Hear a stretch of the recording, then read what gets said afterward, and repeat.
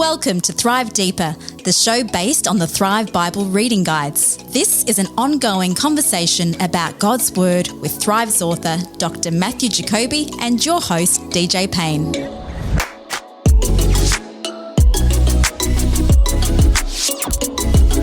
G'day and welcome to episode 93 of Thrive Deeper. It's your old pal DJ Payne here with you. And on this week's episode, Matthew Jacoby and myself, your faithful little trekkers, are trekking through the book of Exodus. We go from Exodus 21 and we're going to hop around in this episode as we cover what we're talking about in the law. Yeah, Matt's going to break down moral law and civil law and even dropping in, just for fun, a bit of the purpose of life. Because, you know, that's how Matthew rolls. Also, all of that, plus we've got your questions and suggestions on this week's episode of Thrive Deeper. Hope you can stick around, grab a drink, grab a pen, grab a paper, and hopefully we'll instigate some questions and ideas for you as we go through the book of Exodus on this week's Thrive Deeper.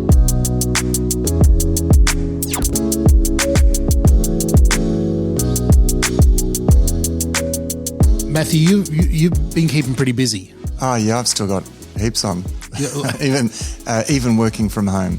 So you came over and borrowed one of the microphones the other day. What is that for? Well, I'm recording all of my lectures for MST because we can't have classes as such, but we can still connect with students in other ways. And so I'm pre-recording all my lectures. And wow. Doing a kind of online option. Okay, fantastic. It's good to see you moving into the, to the 21st century. Well, that's the interesting thing about this is that it's forcing us to do things we haven't done a lot before. Yeah.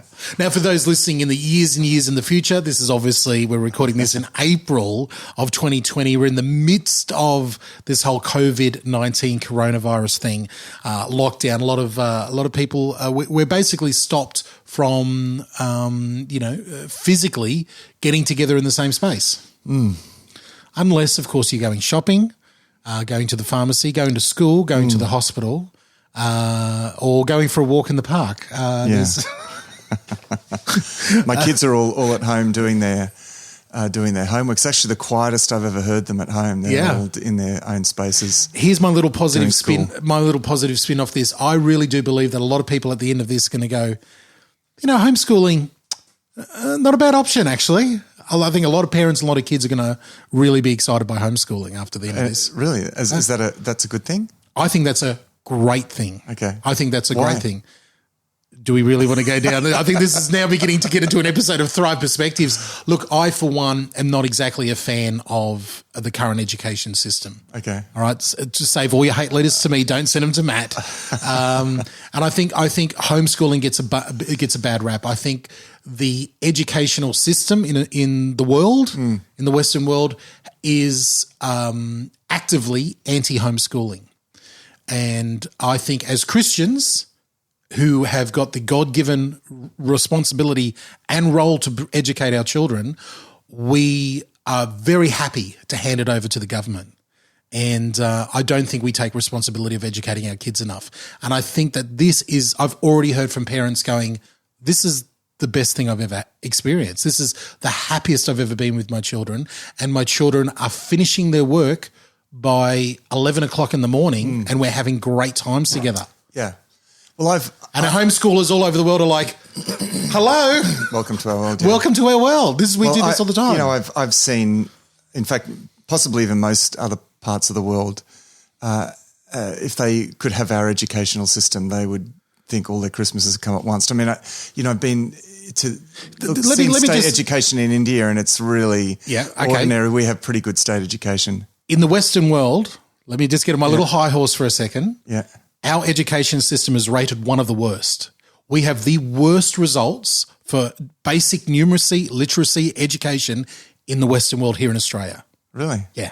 Look it up, have a look, and be disgusted with what we do here. And that might be a cultural thing more than the quality of the educational system. But you see over the years, it's rocketed right down. It wasn't always that way. Can't say it's always been an Australian cultural thing. Yeah. We used to do very well. We don't do that well anymore. The other thing is that we are, in the way that we live our lives, is much more isolated from each other as families and so forth. I mean, in ancient times, certainly in biblical times, children were absolutely always community educated. Exactly.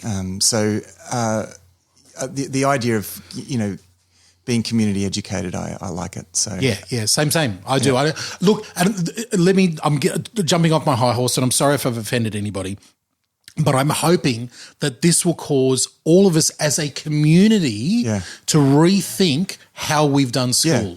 The same way we're rethinking church, the same way we're rethinking education, business, and all this other stuff. Yeah. I think it's going to make us think about that too. And look, at the moment, I am super impressed with my kids' schools. Super impressed. There's no way, what those teachers are doing for my kids is 100 times better than what I could do. They're trained. They're trained to train my kids. Yes. I'm not, and so. I want my kids to have access to that specialist education. So I'm actually very grateful at the moment for the state education that we have. Amen. Same. I'm very, very, very, very, very thankful, as we should be. Hey, Matt, before we get into the book of Exodus, and we've totally... We nearly went down a rabbit trail there, man. It was your fault. I take full responsibility. I'm making a note for a future episode of Thrive Perspectives. We'll talk about education. No, but Matt, we've got questions before we get into Exodus. We've only got this episode and next episode in a fortnight to finish off the rest of the book of Exodus. Yeah, so we'll do it in bigger chunks, which actually I like doing it like that. Sometimes getting caught up in the details, you can miss the big picture, and so I quite like doing big picture. So for the next couple of episodes, get ready for a big picture over the last 20 chapters of the book of Exodus. But let's get into some questions here. I've got a wonderful email that came in that sort of slipped through the cracks. Sorry, Elizabeth. Elizabeth S. wrote us a note, and she said, listen, I've managed to work out how to access Thrive Deeper and Thrive Perspectives as podcasts. And she goes, I'm so excited. I'm binge listening everything.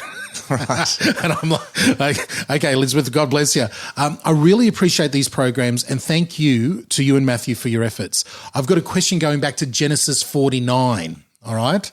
So, we're going back to the end of where Jacob prophesies over his sons before he dies. It records that Reuben is judged for sleeping with his father's concubine. Simeon and Levi are judged for their deceit and revenge in killing the Shechemites. Fair enough. Yeah. However, the Levites are later selected from God to be God's chosen priests. In Exodus and beyond. So my question is, why Jacob prophesied, Levi, let me not enter his council, let me not join their assembly? That seems to be a prophecy. Has that prophecy been unfulfilled? Is it changed? Why does Levi seem to get special treatment in this judgment? What's the writer trying? And she sums this up really well. She goes, is this an anomaly? What is God trying to teach us with Jacob's prophecy and what God does with Levi later on? Prophecies like that don't necessarily condemn a person their whole lives to that fate. The Levites are chosen not by merit but by God's grace, and I think that perspective is important here. So, yes, Levi was complicit there, and just remind me again, it was. Levi was cursed for his complicity in the Shechemite situation. Is that what?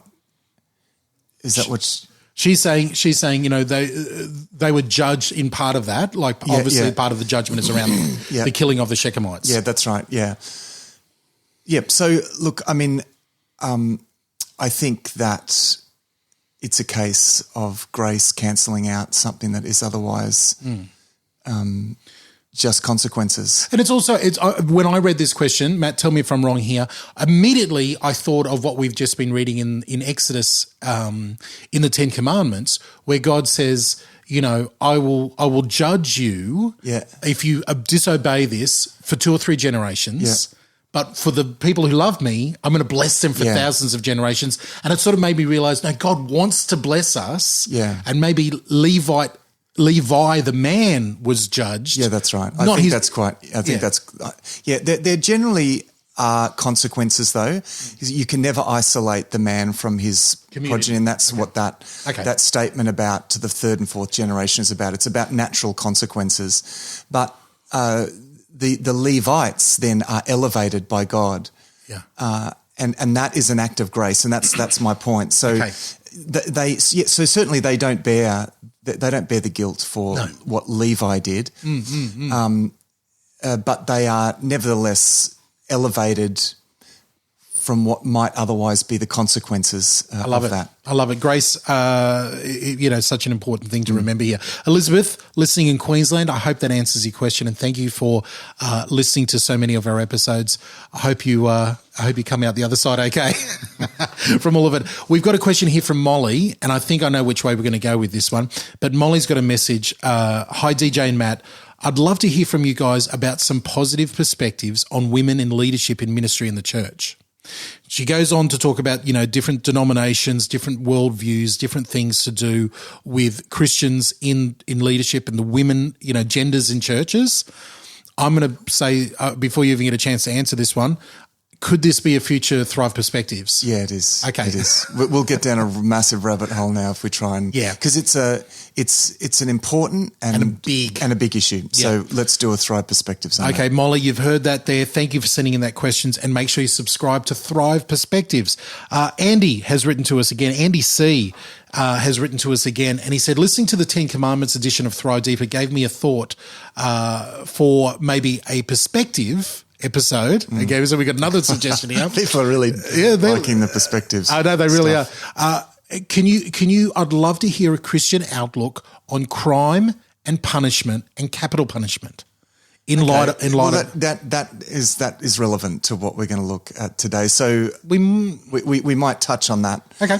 We'll see. We'll see how we go. Yeah. Andy, there you go. Andy also gives a really funny tongue-in-cheek. He says a lot of nice words about what we're doing. Thank you, Andy. And he also says the new .tv website that we've got, thrivetoday.tv is our new website name. He said, I can't help because he works in this industry. He goes, I know that .tv is the country code of Tuvalu. He said, are you doing some dodgy business? No. We're just using that as a thing there. We've got quite a few more coming in here. Okay, here's one from Lisa. That was a great question. Lisa, hi guys, loving the podcast. A quick questions, if I may, regarding the 10 Commandments and following the laws. My friend says that following the laws, the law of the altar, the law concerning servants, the law concerning violence, were man-made laws because the people couldn't follow the 10 Commandments. That, in fact, they were in excess of 600 laws made because people could not follow just 10. What is your opinion regarding this thought? Again, I absolutely love the podcast. So encouraging and incredibly enlightening. Thank you so much, Lisa. Yeah, that's not why the other 600 odd laws are given. Yep. I'm going to actually talk about that today. All right, good. All right, there you go, Lisa. There's a way to get you excited about this week's episode.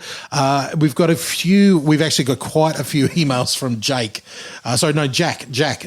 S. Jack, thank you so much for writing to us. He's got, and I might even share this, Jack, if it's okay with you, and I think it will be. He's given us some perspectives about what the Jewish symbology is with the food that they ate in the Passover. Okay. What each thing symbolizes, because we had a roast lamb question. And so he's come back with some of the, some of the other points there. And he's also given us some, he's obviously, Jack, I'm going to email you back because you've obviously either a Jewish scholar or you might be Jewish yourself. So Jack, I'd love to know a little bit more about the background there, but he's got one particular question that he did send in about the 10 Commandments episode is the second commandment states not to bow down before an image. Yep. Okay. So he said, I know a lot of Catholics who kneel and cross themselves before either a statue or a crucifix and maybe a Mary, and they even say, Hail Mary, full of grace, the Lord is with thee, et cetera, et cetera, et cetera. They do that. Is this hypocritical? Is this not following the Ten Commandments? What are your thoughts on that? Well, I can't really speak for Catholics. I think they would say that it's a mark of respect for those people that they, like if they kneel down to a statue of a saint, they might say that's a sign of respect. But the fact is that in the Catholic Church, they do believe that Mary and the saints can actually mediate for us, that they also act as mediators before God. Now, that I thoroughly disagree with. Yes. Hail Mary, the prayer to Mary, again, I thoroughly would object to praying to Mary or any other saint. It doesn't come from the Bible. We pray. Prayer. We pray to God through Jesus Christ by the Holy Spirit. Father, Son, and Holy Spirit are persons of God. We pray to God. In other words, and to God alone. Praying to human mediators, saints or Mary is, I think, goes completely against the fact that there is one mediator between God and man, and that is Jesus Christ. All right. Part two of the question then, and I agree. Matt, as Protestants, both of us obviously are 100% down that road. It's sola scripture. The Hail Marys are totally not found in there. Imagery, statues, crucifixions, saints, images of saints, beautiful, the religious style of painting that you will find in an Orthodox church. That's a big topic. Yeah, I know have we discovered another? I'm not sure if I can even summarize that, because I know a bit about iconography, and I teach a section on iconography at the college. I'm not an expert on it, but I am familiar with the theology around it. They would say that the icon is basically like text in image. Yeah. So they talk about writing icons, and the idea is it's a tool of reflection that conveys theology through all the symbolism of icons. Eastern Orthodox. The Eastern Orthodox believers would insist that they're not worshipping those icons. And now, look, I think it can easily become that. I think it easily can get uncomfortably close to worshipping an image. But yeah, I appreciate the theology behind that. I appreciate the beauty behind the images. But I would not be an advocate of their use necessarily for spiritual practice. If you've got any more questions about that, I'd love to hear some people. And maybe that's a whole nother Thrive Perspectives on icons, art, everything in the worship. It's a big topic, church. And even what I've said doesn't quite capture the nuance of the view that I would want to convey. Okay, one last email I want to bring to you. And thank you. Look, and the email floodgates are finally opened. Okay, great. As long as we can get to our topic, because we've got a big topic today. Matt's looking at the time, I know. But I love the fact for a couple of years now, we've been saying email us. We're nearly at episode 100, and finally the floodgates have opened. People are really cottoning on that they can email us, which is great. We've got one here from Uma Ishfaq. I don't know I hope I'm pronouncing that properly. Hi, how are you doing?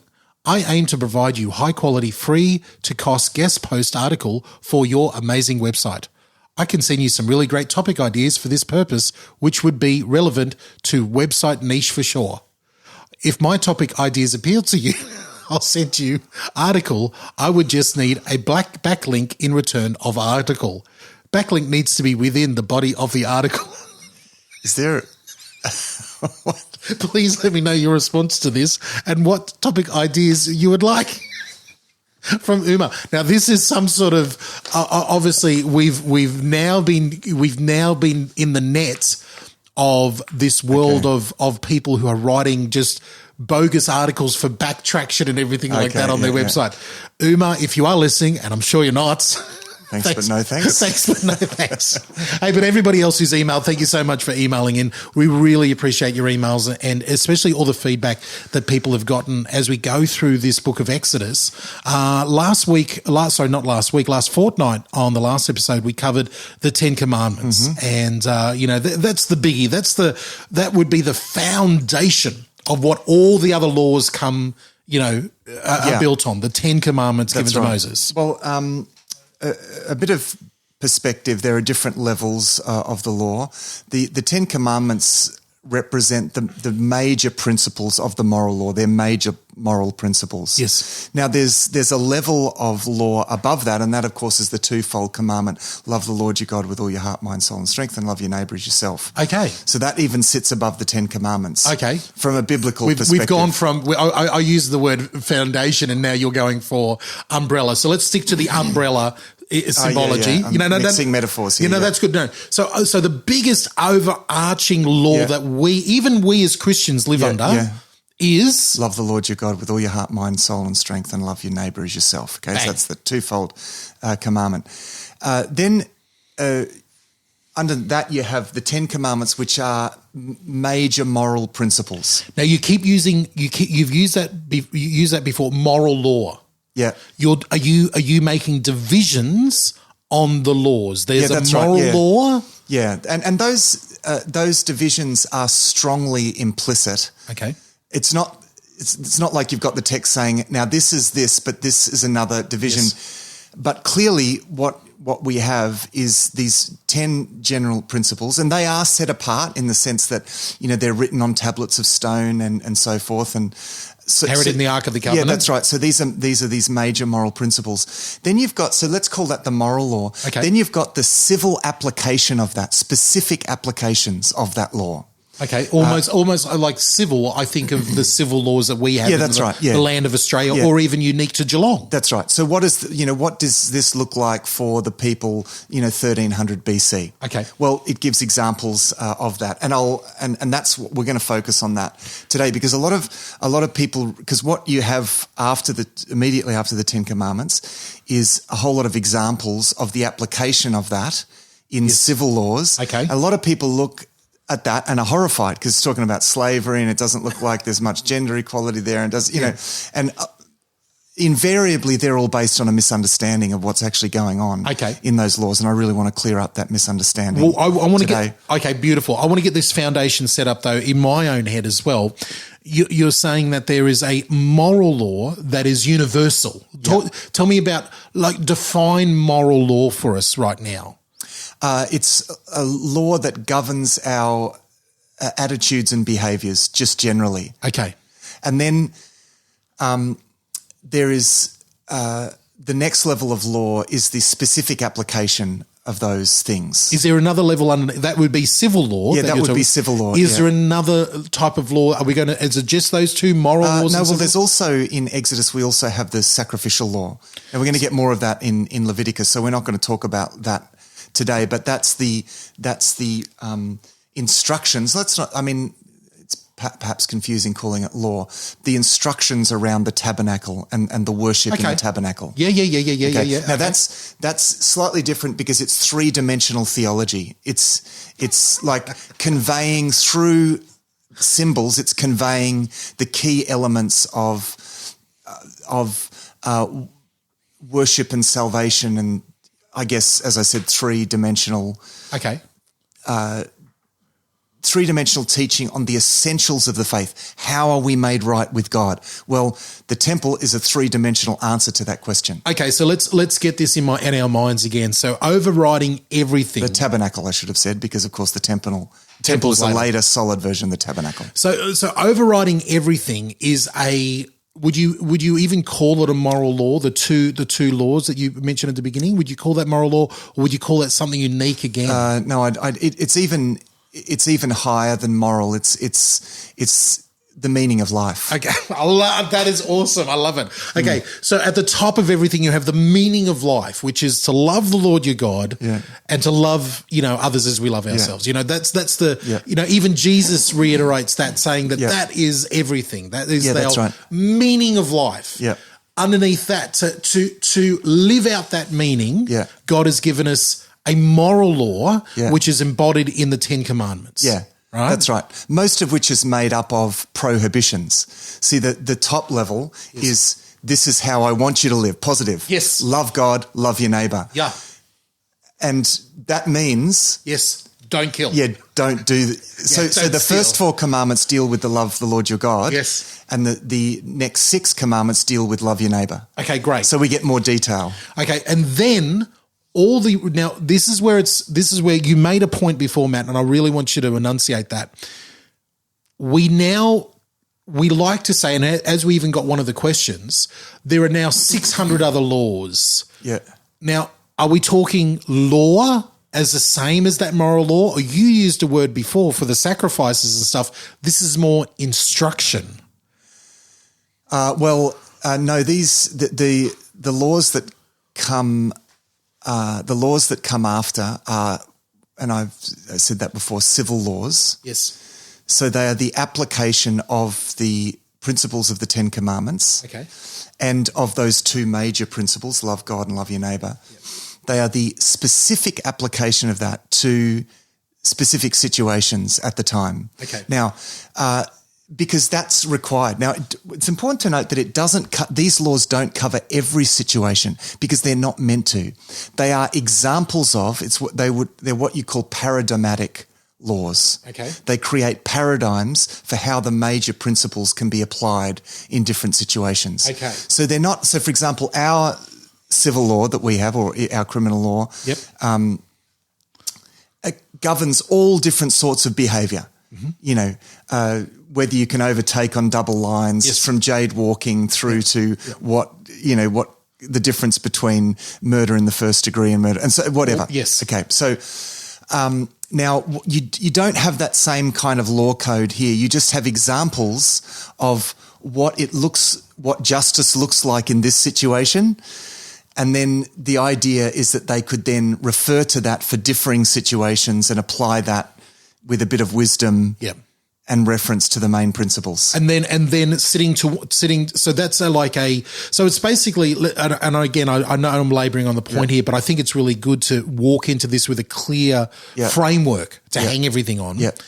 We have a principle of life. You know, the meaning of the universe is the love of the Lord your God and love people. Yeah. The moral law, the 10 Commandments, fleshes that out for everybody. For everyone at all times, Yeah. I'll say. So that's the important point, is the first 2 layers are for everyone at all time. Yep. The next layer was for ancient Israel. Okay.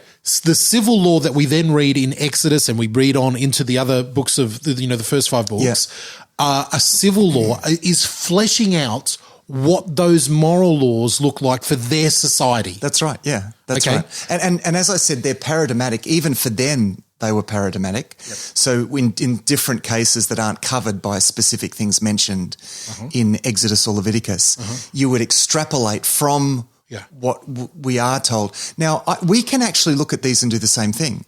We can actually look at these laws and say, okay, well, in that case, this person's rights were protected in this way. Yeah. And that's a good way of putting it, because this is a lot about what we're going to see. It's a lot about protecting various people's rights. Okay, great. And maintaining justice. So we can look at that as examples, but you have to, and this is the important thing, you cannot just transport it into our culture because they only make sense in the light of that culture. Yeah, yeah. That's the key thing. We'll keep that in mind. And then also we will see, and we begin to see in Exodus, and it goes on in Leviticus, a lot of sacrificial instructions, giving us to use a better word, laws and instructions of how worship God, which we realize right from the beginning, right from the very beginning, but even in the 10 Commandments, it's all based around this idea that your life is to be based around worship of God. Yeah, that's right. And we see that flesh out in the sacrificial, laws and instructions that we are given as well. Yeah, that's right. I mean, in a sense, the law was saying to the people, God was saying, this is what I want you to do for me. The sacrificial system was declaring, this is what I did for you, ultimately, as well as providing instructions on how to come and present your thanksgiving and your worship in ways that are true to who God is. Yes. Yeah, I love it. Oh, yep, that's good. important. Now, this is good stuff. Now, you're getting me excited about sacrificial laws, but we're not going to get into that over these next couple episodes. We're going to save that for the future. Yeah, we'll save that for Leviticus, because Leviticus is kind of the priestly manual, and we'll get that then. So what we'll focus on now are these civil laws, and again, a lot of people really struggle with these. This is a part of the Bible that is most often referred to by opponents of the Christian faith. Well, it says that it advocates slavery and it denigrates women and and all sorts of things. I'm going to read that from that book that says something I can't eat a prawn. Like I'm going to read that book. Do you know you can't mix your materials, you dumb Christians?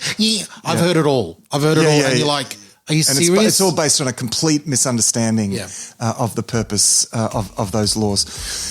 Okay, before we get into it, let's take a quick... You've just taken a big breath. You're ready to dive in, Matt. Let's take a quick break here on this episode. And when we come back from the break, we're going to dive straight into the civil laws in the book of Exodus. You're on Thrive Deeper.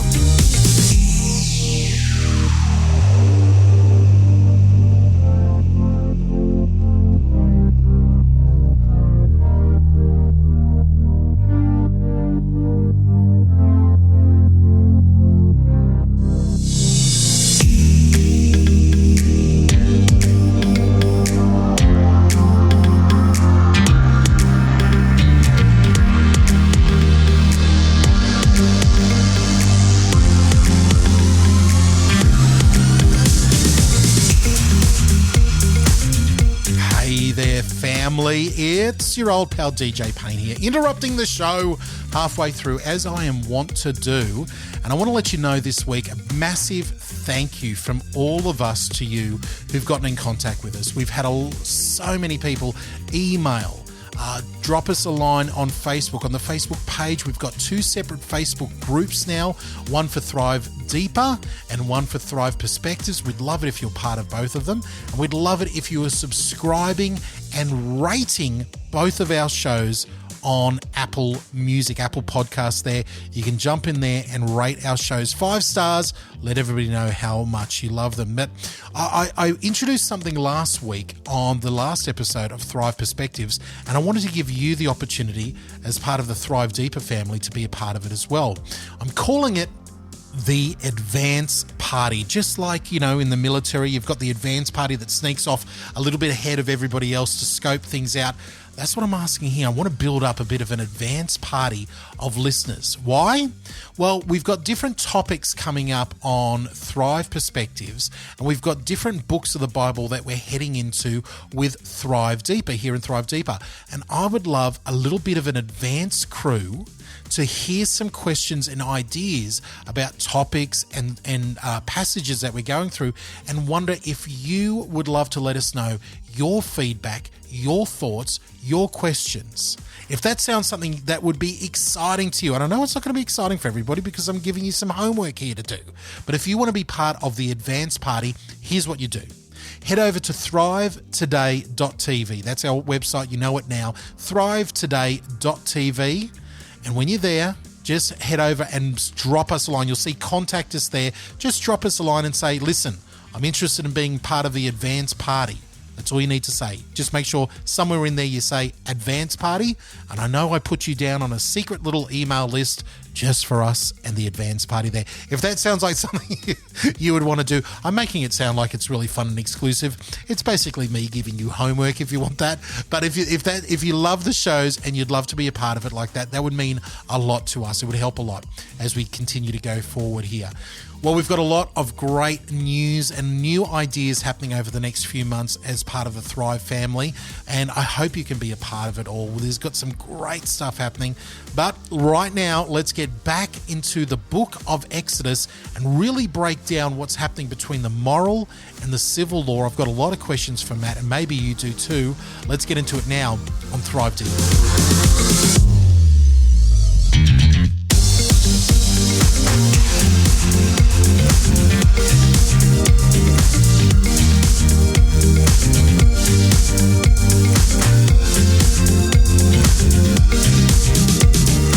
It's Thrive Deeper. DJ Payne here, and with me, as always, is our faithful guide on this Thrive Deeper podcast. It's Matthew Jacoby. Matt, we're about to enter into chapter 21 and beyond of the book of Exodus, but we're not doing what we've done in the past when we're looking through the books and going chapter by chapter by chapter, verse by verse. We need to sort of, for the rest of this book of Exodus, we're going to go big bird's eye view. Yeah, that's right. Now, the best, as I said, you have to view the Old Testament civil law through the lens of the time in which it's written and the culture and so forth. It's written for that, and it's written with reference to that specifically. So one way to look at it actually is to compare it to other laws at the time. So, for example, there's a famous law code that I'll refer to a bit called the Code of Hammurabi. Yeah, you mentioned that on the last episode. That's an older law. It's a Babylonian law code. Wow. But it provides one of the best examples of ancient laws that we can compare. Like a civil law of the Babylonians. Okay. Yeah, it does pretty much the same thing. Okay. We've also got ancient Hittite law codes that are again older even. So we've got plenty of material there to use as a comparison. Now, the first thing is that there are some similarities. And you would expect this because justice is a universal inclination that we have, and so you can expect expressions of justice, as faulty as they may be. But you see that in these laws. There's an attempt at maintaining justice, which is step one in setting up a community. Is the sense that there is a law and there has to be consequences for breaking the law. Yeah, that's right. So. A lot of ancient laws are, and this is also true of the biblical law, are about maintaining order and preventing against chaos. Remember the chaos order thing? Yeah. So this is really important principle in all ancient Near Eastern laws. Now, I mentioned that it's upholding justice. Now, that doesn't mean it's not in the ancient world, it didn't mean justice in our sense. Now, the biblical law is going to bring us much closer to justice, the way that we would understand that. In fact, our concept of justice comes from the biblical law. Okay. Now, what I mean is that for example, in Hammurabi's code, it's all about maintaining the status quo, which means a class society. Okay. You've got slaves, you've got this class, you've got that class, and everyone needs to stay in their place. Yes. Slaves shouldn't, slaves are inherently worth less than other people, and the law actually of Hammurabi actually preserves that difference. Wow. And that for them was about maintaining their sense of justice and their sense of order. Yeah. Now, that's where the biblical law is going to completely differ, because in the biblical law, all life is sacred, and if you kill a slave and you kill another person, it's the same penalty. Yeah. Because it's a human life that we're talking about. So, and in fact, even more, the biblical law actually seeks to eradicate class. Levels of society. Wow. It works with the fact that there are richer and poorer people, but it does a number of things to maintain an equal share in particularly projecting forward to when Israel are going to be in the land. So, for example, slaves were set free after 6 years. 6 years and you'd be set free, right? Yep. Because you could sell yourself into slavery if you had debts, or it was like I could work it off. Bond labor. Yeah, you could work it off. So, but you couldn't be more. It couldn't be more than 6 years. Yeah, you had the option to go free. The year of cancelling debts as well at the end of 6 years, all debts. Imagine that. Wouldn't that be fantastic? Yeah. You had. The year of Jubilee, where no one owned land long term. After 49 years, land would revert back to the original share that they were given of the land. So it's a very okay. So what you're saying in all of that, Matt, let me see if I've got this right. This law of the Hebrews that we're reading, this Hebrew law, the civil law that we then begin to understand, is incredibly countercultural to what was the status quo of the people around them and the people they came out of. Yeah, but there are enough similarities to make it make sense. Okay. So for example, one of the things that disturbs people are the punishments. Such and such be put to death, such and such be put. It's like, man, that's a little harsh. Can't they just be put in jail? Well, how are you going to do that when you're nomads? Yeah, really. I mean, it's and in any case, this is the ancient world, and as it is, actually, the punishments are a lot more lenient than what you have out there in the ancient world. I mean, ancient Assyrians and Babylonians, they were impaling people and incredibly cruel. And they were, flaying people. I mean, it was terrible, terrible punishments. You don't get any of that prolonged torture. You get stoning. That's pretty much it. That's right. Because they're comparable to what's around at the time. It's like this is speaking in a language of punishment that they were used to. Yes. And to keep order, that you've got to work with something that they're familiar with. Can we also say that, again, man, this is getting a little bit outside of the text, but I've always thought of it because, they were living closer to God. As in, God in the so temple. They're more accountable. They're more accountable. Yeah. They're more close to, because the big questions is about capital punishment. I know this should be an entire other episode, but they're not freely willy-nilly putting out capital punishment there, but they had a really sense of order and what things were worth. I think by making things punishable by death, they actually elevated the worth of everybody else. That's true. Yeah, that's true. And yet again, that's comparable to what was out there at the time. Another thing that disturbs people is the fact that there are these same punishments for things like adultery, cursing your parents, and so forth. And people think, but hang on, that's a private moral issue that you shouldn't be. No, in the ancient world, it was not. When you're in a tribal society, things like lack of respect and obedience to parents, adultery, the splitting up of the family unit, in any sense, would completely disrupt a tribal society, would render tribal society apart, which would then make you vulnerable, would weaken and you'd all die. Yeah. So there's no such thing as just merely moral issues. Everything has a crucial. It has crucial implications on the life of the people as a whole. A lot of people love in worldviews today what sort of been shorthanded now to a very libertarian type of worldview where everyone's autonomous. As long as I'm not hurting anybody else, I'm free to do whatever I want. Ultimate personal freedom for me to do whatever I want. That type of mentality completely outside of what we're reading here. Yeah, well, part of the point, though, is that in all of these cases, it was hurting someone. Yeah, actually, it was doing really bad damage to society as a whole. Now, let's just remember also, I think the other thing bearing in mind is that there's a sense of progressive. This is starting off with that situation, and it's a step in the right direction, right? It's not the ultimate. The ultimate expression of God's will is in Jesus Christ. Let's just remember that. Yes. If you want to know what the ultimate expression of God's will is, it's in Jesus Christ. Now, when the Jewish leaders brought a woman caught in adultery to Jesus, saying the law says that she should be stoned, what did Jesus say? He says, well, let he of you who is without sin cast the first stone.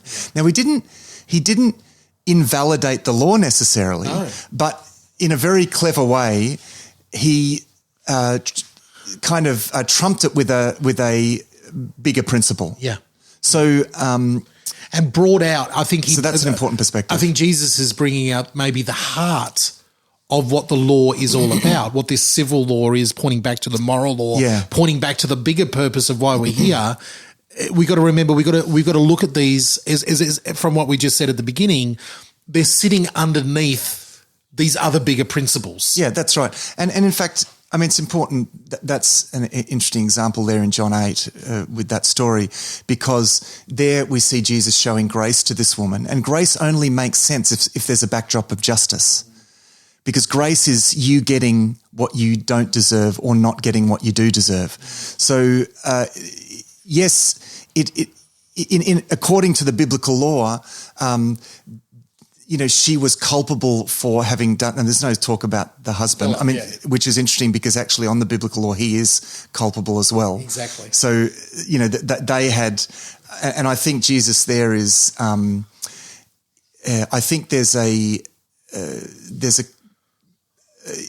allusion to that as well. It's like, well, where's the guy? It's a setup. It's a setup. This is a setup. Anyway, so grace doesn't do away with justice. Grace is actually built on justice. Yeah. So anyway, let's just get into a little bit more of the detail. I'm going to highlight some of the differences because I think this is the best way to appreciate what is revolutionary about this at the time. Because one of the main purpose of the law was to demonstrate something to the world around them. It was meant to be countercultural. It was given so that the nations could look at Israel and say, wow, look at their law. This is really different. This is a level of justice that is way beyond what we're used to. Yes. So it was very explicitly for that purpose. So there are important points of difference. So, for example, you don't get anything like the Ten Commandments. You don't get these general moral principles. You just get civil laws. Yeah. So 10 Commandments are without parallel as such. Certainly without parallel is the twofold commandment, love God and love your neighbour. The reason you don't for get that anywhere in the ancient world. That's unique to Scripture, to the Bible, Old and New Testament actually. As I said, other laws are class-based, and they serve to maintain class order, whereas the Old Testament actually sets out to abolish class differences. Now, while the protection of the oppressed there is some protections in other ancient laws, ancient laws such as Hammurabi still favour the free and the wealthy, whereas in the Old Testament laws, there is particular protection and particular concern for the slaves and the aliens and so forth, and the poor. Okay, so particular protection for them goes out of its way to protect. Always in light of what the Jewish history has been. Also. In the biblical laws, there's a high value placed on human life. And also the place of women is far better, according to if you just take the biblical law, far better than in anywhere else in the ancient Near East at the time. Also, slaves are treated significantly better than in any other area of the ancient Near East. Their lives are valued with equal to their masters, and their treatment is much better. Slaves essentially were part of the family. I'll say a bit more about that in a moment. Another couple of examples. In ancient Near Eastern law, you're not allowed to hold on to an escaped slave. If a slave escapes and runs to you, you have to, according to Hammurabi's law, you have to apprehend him and take him back to his master. Whereas in Deuteronomy, you're actually not allowed to send him back. Wow. You're not allowed to send the escaped slave back to his master. Wow. According to Deuteronomy. In Hammurabi's law, if a man kills your son, you kill his son. And often there's a number of cases in Hammurabi's law where to make up for a crime that you committed, you have to actually sacrifice your child. Oof. For that. And that's quite common in the ancient Near East, whereas very strict principle in the biblical law is children are not to bear the sin of their parents. Let me look at some other examples here. I'll go to some specific examples. As I said, Deuteronomy 24 says, fathers shall not be put to death for their children, nor shall children be put to death for their fathers. A person shall be put to death for his own sin. Why would he say that? It's because you've got laws like this. This is from the Code of Hammurabi. If a woman die, his own if the woman, if there's a case where, in the context, it's and there's one like this in Exodus where when there's a struggle and a woman gets accidentally knocked in the struggle, and dies. Well, according to this, his own daughter shall be put to death. It's like you give your daughter for the death of that woman. If a house collapse, then if it kill the owner. That was the Hammurabi's law. That was to do with when a man assaulted a pregnant woman and as a result she died. Yes. You would have to give your daughter. Whereas according to the biblical law, no, you bear. It's life for life. If a house collapsed according to Hammurabi's law, and if it kills the son of the owner, then the son of the builder has to be put to death. Wow. Now that seemed perfectly just to these people, but the biblical law takes each person on their own merits. Yeah, the builder should be. That's right. The builder's held. So that's completely done away with. And there's a number of other examples that I've got here, but we'll leave that there. Interestingly, also, if in the same situation in Exodus, if it says if people are fighting and hit a pregnant woman, she gives birth prematurely, and the baby dies, in Hammurabi's law you pay a fine. But in the biblical law, the baby is a human life, a sacred human life, no matter what stage in the pregnancy, and it's life for life. For that, and that's interesting in the light of the whole issue of abortion and so forth. That's often applied to that. Here's the law in Deuteronomy 23. Actually, it says, "You shall not give up to his master a slave who has escaped from his master to you.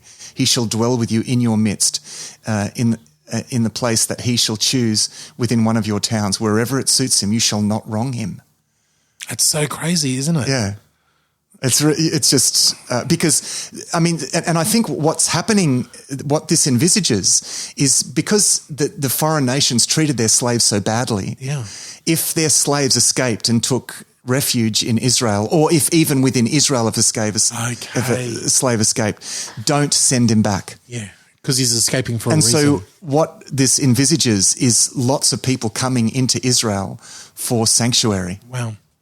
Because the other interesting one on the other side of that in the laws there in Exodus and the civil laws is that principle of the 6 years when the slave is let go. Yeah. When the slave he goes into great detail if the slave doesn't want to be let go and wants to stay with you and loves your master. Well, let's look at that. Let's actually have a look at because that's a really interesting one because that brings in family, wife, everything. Yeah, there's some interesting laws here, and I'll just ear piercing. Yeah, that's right. So the first thing we get in chapter 21 is if you buy a Hebrew servant, he is to serve you for 6 years, but in the 7th year he shall go free without paying anything. Now, there were a number of levels of slavery. If you were in severe debt, you could offer yourself as a bond servant to work that off, but that could not go more than 6 years. You could not enslave someone for more than 6 years. And it's bond service because remember, it's not. See, we think of slavery and we think of the African slave trade in the 1700s and the 1800s. This is nothing like that because slaves were protected by the law. They had the same rights, the human rights, which is often not the case. Well, it wasn't the case in other cultures at this time, and actually through history where slavery has been practiced, it's often not been the case. But that's not the case in the biblical law. They have the same rights here. And nevertheless, the rights of their boss, and it is a boss more than an owner, are protected in that he has an investment. They have lived with him. He's kept, there's an agreement here that has to be honoured as well. Yep. That's often a bit that's not understood in this. Let's go down to verse 7. So by the way, buying a Hebrew servant, it will not be from the slave market, but the servant will sell himself into that. This is it's bond service in this sense. Okay. So it's like contractual labor. Yep. Actually, this is what this is talking about. Do we get a bit of a similar, am I totally off the scent here with the story of Jacob working for his uncle? It's a little different, and as I said, there is that is actually similar to this because he made a contract and he bound himself to work for 7 years. Yeah. So that is related to that. Yeah. Now he, of course, is family, but the fact is that servants were treated like family as well. Yeah. So that's actually a good example. So, but this is what you could do. You could enter into this contract, and it's not like you went to work because these people are living all over the place, and it's not like commuting in your car or on the train every day. That's just you're living and working together. Again, the tendency for us to interpret these laws through our 21st century, mindset is it's just crazy. Yeah. You just can't do that. Now, it says here, it's talking about a slave. If he comes alone into bond service, he goes free alone. But if he has a wife, when he comes, she is to go with him. Okay, mm-hmm. So if he brings his wife into service with him, she goes with him out. That's important. But it says, but if his master gives him a wife and she bears him sons and daughters, the woman and her children shall belong to her master, and only the man shall go free. Now, again, it's not belong in the sense of a possession as such. Yes. It's she has to. The point here is that she has a separate contractual agreement, and she has to see that contract out. So she has to see her 6 years out before she can go. So the point there, let's actually flesh it out, because again, we jump to conclusions, we jump to different movies and stuff. Yeah. Master Matt Jacoby, you know, is there with his big, big tent, and he's got his flocks and everything like that. Along comes, Mary, and Mary's like, I can work for the family. I'm good at this, and this. I owe these debtors. Yeah. You can buy out my debts, and I will work for you for 5 years or 4 years. 6 years. Or whatever. Let's say the full 6 years. Yeah. Matt talks about it with the family. Yes, come in. She's now one of the family, basically. Yeah. She's doing that. Yeah. Now, someone who's been there for 5 years is Johnny.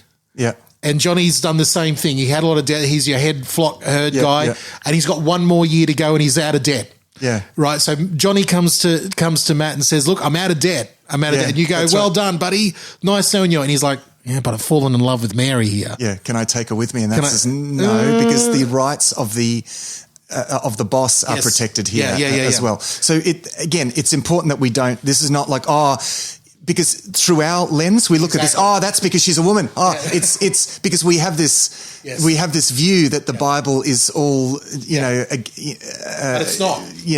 All about inequality, and no, it's not actually. No. That's not what this is about. Saying that her debt is valid and she has a contract. Yeah. But the beautiful thing there is that the opportunity that actually, like, it's a bigger burden for, in this scenario, Matt the head guy, because he goes, well, okay, I'm going to allow you to stay in my household and work for me as a free man, but you can have her as your wife. Yeah, and again, I mean, this was if you had that little resources, actually being able to live in a household as a servant as actually it's not a bad job. It's a good job, right? Because you are protected by the law. You become part of the family and so forth. And this is why, I mean, according to Deuteronomy, it becomes desirable for foreign people to escape to Israel and become servants in Israel, because at least they have rights there. So that's what's happening. And then, of course, but if he wants to stay, then he can stay and his ear gets pierced, and then he stays lifelong. That's the next part of the law, and that's to protect the ear piercing is actually as much for him, lest his master say, "Oh no, I can't support you, or get out of here." Yeah. No, actually, he says, because again, in the ancient world, if you were just cast out, I mean, what would you eat? Yeah. Where would you go? Yeah. Well, this actually protects the servant as well as the rights of the master. Wow. In an ancient context. The next one is, again, another one that's often misunderstood. This is verse 7 of Exodus 21. If a man sells his daughter as a servant, she is not to go free as male servants do. And again, it's all about gender and so forth. If she does not please the master who has selected her for himself, he must let her be redeemed. He has no right to sell her to foreigners because he has broken faith with her. Now, that's interesting. That's a little clue to what's going on here. If he selects her for his son, what do you mean for his son? He must grant her the rights of a daughter. Okay, this is not just someone being given over as a servant. This is marriage contract. Yes. Okay, but it's a different kind of marriage contract. This is a law. This isn't a law about regular slaves, but it's a complicated thing that existed in the ancient Near East. It's part of the culture where a daughter could be sold with a view to marriage. And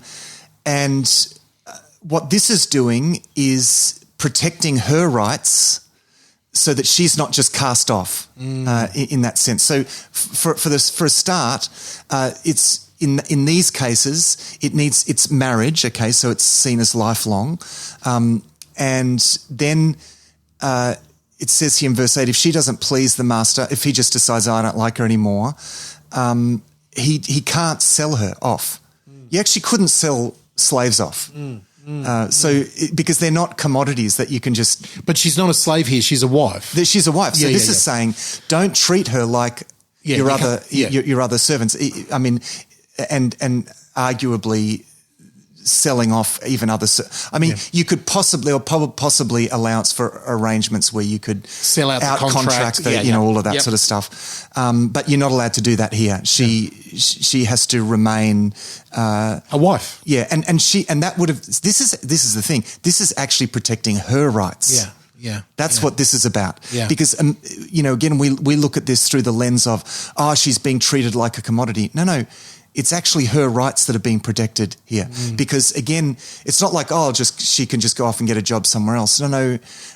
In the ancient world, being a part of a household was your welfare. Yeah. You couldn't just go off and look for another place. It just wasn't how things worked in the ancient world. So, again, this is protecting her. Okay. We got time for one more example, Matt. Yeah. Give us one more. This is in verse 20 of Exodus 21. Anyone who beats their male or female slave with a rod must be punished if the slave dies as a direct result.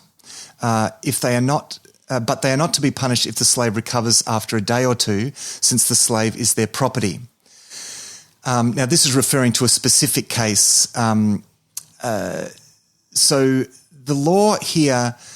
and I'll explain what I mean by when it says that the slave is his property, because there are other laws that are clearly indicating that the slave has rights as a human being. Yes. But there is another sense in which, according to the contract, the slave is contracted to work. What's the word? I can't think of the word. Anyway, in that sense, he represents a commodity for the owner. The owner's paid money. The potential of what is... human capital. Okay. That was the idea that I'm looking for. Okay. In a sense, it's kind of that idea here. So it certainly allows an employer to punish the servant physically, but unlike everywhere else in the ancient Near East, it puts limits on that. Now, there are no limits. You can do whatever you want with your servants. Where the biblical law is saying, well, you can punish your servants, but if you harm them, see, this is the interesting thing. If you harm them, and down in it says down in verse 26, an owner who hits a male or female slave in the eye and destroys it must let the slave go free to compensate for the eye. And an owner who knocks out the tooth of a female slave must let the slave go free in compensation for the tooth. So if you hit your slave and he loses a tooth, he might have 7 years of service free. Yep. You've just lost. Lost all high value for a tooth. And remember, this is paradigmatic. So this is not just about eyes and teeth. Yeah. I mean, if he is, if there's a broken bone or something, then he goes free. Yeah. That's. Or at least it gives a principle for the judges then to sit down and go, well, we know this. We know the tooth is valued for free. Oh, he's lost an ear in this situation. So you give him a kicking and he breaks a rib and he's off. Yeah. You've lost him. Yeah. So this is protecting the rights of this slave here. So again, I know, and by the way, it says if the slave recovers after a day or two, then he's not to be the owner's not to be punished since the slave is their property. The idea there is that, in a sense, the slave owner has lost labour, has lost his worth in labour by disabling his servant for a couple of days. But, still, we can see that the rights are being protected here. Okay, now, I'm sure maybe today we would think, well, they shouldn't have even had slaves in those. You shouldn't have even been like that. Well, in the ancient world, that's the way that it's just the way that it worked, and it's not condoning slavery. In fact, if you put all the laws together, slaves become members of a household that are treated with respect, that have equal value to any other member of the household. It actually doesn't look anything like the kind of slavery that we have in our mind when we think slavery. And that particular type of slavery is from a very limited view of a particular part of history. When you actually start reading history from the time, of when God is handing this out to Moses, about 1,500 years before Christ, up until about, a few hundred years ago, if that. Let's say for the last 3,000 years, the idea of a landowner, a master of an area, looking after the people who are working for them is how everybody lived in the world. It was for thousands of years. That's right. All of a sudden, in the last couple of hundred years, we have a different way of looking at everything, and we think it's all wrong. It's so funny. In the light of history, we're the abnormal ones. This law is remarkably countercultural, remarkably countercultural compared to what's out there. I mean, just a small example again here. If a thief is caught breaking in at night and is struck with a fatal blow, the defender is not guilty of bloodshed, right? Because you've tried to protect yourself. But if it happens after sunrise, the defender is guilty of bloodshed. Because you can see. So this is protecting the rights of the thief. Now, this is not, you don't have parallels to this. The thief is only, there are other laws about what the thief needs to pay back, but he should not pay with his life. So this is really amazing stuff here. It's very interesting. Hey, before we close, I want to finish with one other little thing. I want to make a highlight because we've sort of in our reading we've jumped over one of my favorite chapters in the book of Exodus, chapter 24, when Moses comes back down and takes the 70 elders up and they have a covenant meal with God, and they see it's just an amazing chapter of the presence of God, what that actually looked like to the Hebrew people, how terrifying it was. And we also get a very important part of the narrative that Moses alone is called up the mountain to spend 40 days and 40 nights with God, receiving all of these civil laws and everything like that. It's an amazing chapter. We also get introduced right there to Aaron's two sons, who are set up as priests right away, Nadab and Abihu. And they're going to be. There's another story coming up with them later on. There's a covenant confirmation ceremony that occurs here. So God gives them all of these laws, and then they've got to agree to this because remember they've not experienced anything like this. This is completely different to any. They can't just go out of Egypt and then just apply the laws that they had in Egypt. No, God doesn't want that. He wants a much higher level of justice, a much higher standard than anything that they experienced in Egypt. So they're gonna have to receive this and then actually agree to this because this is a big deal and a big change for them. It's amazing and just visually the beauty of the way that is spoken about them being able to see part of God, the blackness of the cloud, and the burning, consuming fire within it. It's terrifying. And you understand, we also get the sense in that chapter and another chapter further on that the Israelite people down the bottom of the mountain are hearing sounds but not understanding that's right. the actual vocab of it. And this – how terrified they were. The fact that the Israelite people were saying, Moses, you alone talk to God because we're about to die. We're going to die if this continues. We're so terrified. You go speak to him. You come. We can listen to you. And it's just like there's important parts of the narrative of Moses' of life that I don't want to skip over in these parts. Yeah, it's great stuff. Yeah. All right. Well, that's it. That's we got one more episode to go in covering the book of Exodus. So you've got a fortnight to get your questions into us. If you've got anything left in the book of Exodus, please get it into us now because we would love to cover it. But until next time, Matt, anything you want us to let us know for next time? Above all of the details, keep those two vital principles in mind. Love God, love your neighbor. I love the fact that you can boil everything down to those things. Love God, love your neighbor. In every circumstance, I need to ask myself, what would it look like for me to love God and love my neighbor in this situation?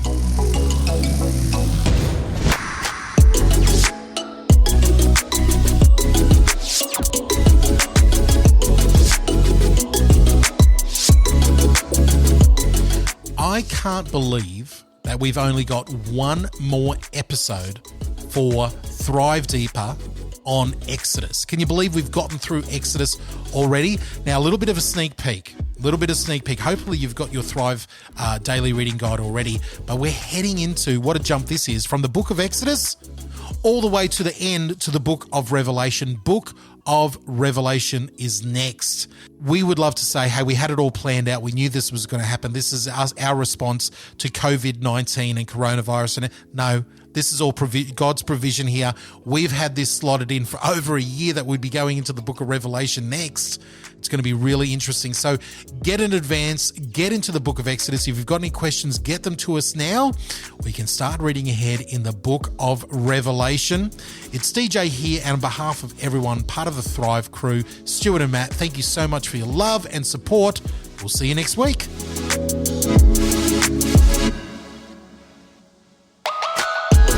Thanks for listening to this episode of Thrive Deeper. Matthew and DJ really appreciate the questions and thoughts about what you're reading in the Bible as you go through it with Thrive. Our home on the internet is thrivetoday.tv. You can contact us, ask questions, see all of our resources and much more at our website, thrivetoday.tv. The Thrive Today Network is on Facebook. Our Facebook page and links to our community groups are waiting for you. Just search and like Thrive Today page in Facebook now. Visit ratethispodcast.com/Thrive Deeper. If you appreciate what we do and want to help us reach more people, go to ratethispodcast.com/Thrive Deeper. Until next time, our prayer is that these shows will inspire you to go deeper into God's Word and thrive.